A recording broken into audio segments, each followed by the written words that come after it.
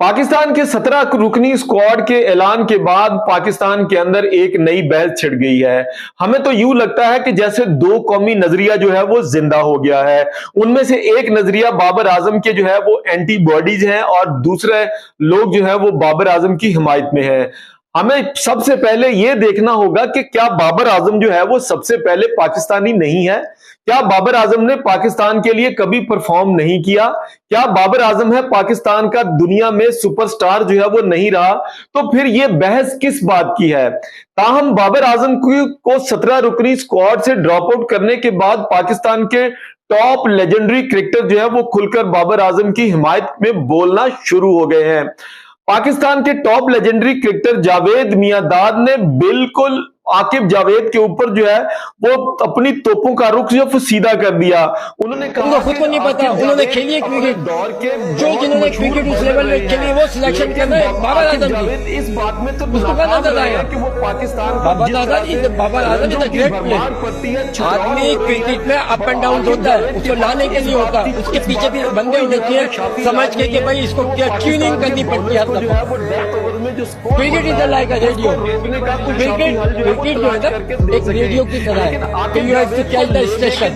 जब आप जिस मीटिंग में जाओ बॉलर आए तो आप लेना मैं ये कौन है बाबर आजम को सिलेक्ट करने वाला? क्या आकिब जावेद का सिलेक्शन का म्यार बाबर आजम के लेवल का बनता है? बाबर आजम दुनिया का वो टॉप 3 बल्लेबाज है जिसने पाकिस्तान की दुनिया के अंदर जो है वो एक पहचान बनाई है। नाजरीन, बहस जो है वो इस बात को लेकर और आगे की जानब बढ़ी तो इंडिया के मशहूर सहाफी जो है वो विक्रांत गुप्ता भी आज बाबर आजम की हिमायत में खुलकर बोल पड़े हैं। उन्होंने कहा कि एशिया कप के स्क्वाड के ऐलान के साथ मैं तो खुद जो है वो हैरत में डूब गया हूं कि पाकिस्तान के पास ऐसे कौन से सूरमा बैट्समैन जो है वो मौजूद हैं कि जिन्होंने बाबर आजम की रिप्लेसमेंट कर दी हो। बाबर आजम को पाकिस्तान की मीडिया ने, बाबर आजम को पाकिस्तान के क्रिकेट बोर्ड ने मिलकर जो है वो बाबर आजम को हरा दिया। बाबर आजम ये वही बल्लेबाज था कि जो पूरी दुनिया के क्रिकेट के मैदानों में उनका बल्ला जो है वो रंजों की आग उगलता था। लेकिन सहाफी विक्रांत गुप्ता कहते हैं कि मैंने इस बात को जो है वो आज से 3-4 साल पहले कहा था कि बाबर आजम का बल्ला जो है वो अब उस तरह से रन जो है वो नहीं बना सका, लेकिन हमने साथ में यह भी कहा था कि बैट्समैन के ऊपर ऐसे बैड पैचेस जो है वो आते हैं। लेकिन अफसोस की बात है कि पाकिस्तान का क्रिकेट बोर्ड जो है वो कभी भी उसने बाबर आजम को लेकर उसकी मोटिवेशनल थॉट को झंझोड़ने की कोशिश नहीं की, उसको साइकोलॉजिकल इंपैक्ट से बाहर निकालने की कोशिश नहीं की, बल्कि पाकिस्तान का वो लौंडे लपाड़े यूट्यूबर्स जो है वो बाबर आजम के ऊपर बैठकर जो मुंह में आता वो कहे जा रहे थे।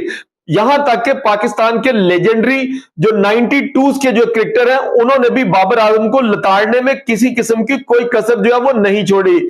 यानी मुख्तसर लफ्जों में साफी विक्रांत गुप्ता ने जो कहा वो क्या था वो हम आपको एक स्लॉट की सूरत में सुनवाए देते हैं। आइए सुन लीजिए पहले कि पाकिस्तान की क्रिकेट में ऐसे कौन से तीर चलाने वाले खिलाड़ी हैं कि आपने बाबर को ड्रॉप कर दिया और फिर आप कह रहे हो कि एक काम करते हैं जी बाबर को ना थोड़ा आराम दे देते हैं करता है। लेकिन शायद मुझे लगता है कि पाकिस्तान के पूरे क्रिकेट सिस्टम ने ना बाबर को हरा दिया। तो नाजरीन, आपने विक्रांत गुप्ता की इस गुफ्तगू को सुना, तो आइए हम देखते हैं कि वो लोग जो ये कह रहे हैं कि बाबर आजम तो T20 का प्लेयर ही नहीं है। तो आइए हम आपको कुछ स्टैट्स जो है वो आपके सामने रखते हैं कि अब कमेंट सेक्शन में आपने बताना है कि क्या बाबर आजम जो है वो T20 का प्लेयर है या नहीं है।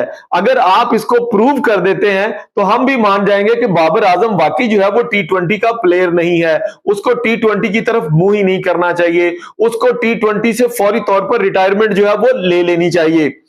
बाबर आजम के हवाले से जो है वो हम बात करते हैं तो यूनिवर्स बॉस जो है वो क्रिस गेल और मिस्टर 360 जिसको AB डिविलियर के नाम से जो है वो पूरी दुनिया के अंदर जाना जाता है। आइए हम तीनों के कंपैरिजन जो है वो स्टैट्स जो है वो चेक करते हैं। बॉस जो है जिसको क्रिस गेल कहा जाता है, उन्होंने T20 में 75 इनिंग्स खेली, 1899 रन बनाए जो कि औसत बनती है 27.92 की। इनका स्ट्राइक रेट नाजरीन 137.5 का बनता है, जबकि क्रिस गेल ने 14 50s और 2 सेंचुरीज जो है वो मारी हैं। विनिंग मैचेस में जो स्कोर इन्होंने बनाया है वो 1241 है, जबकि एबी डिविलियर, जिसको मिस्टर 360 के नाम से जो है वो जाना जाता है, उन्होंने 75 इनिंग्स खेली, 1672 रन उन्होंने बनाए, 26 रन का उनका औसत बनता है और उनका स्ट्राइक रेट नाजरीन कितना है, 135 रन का।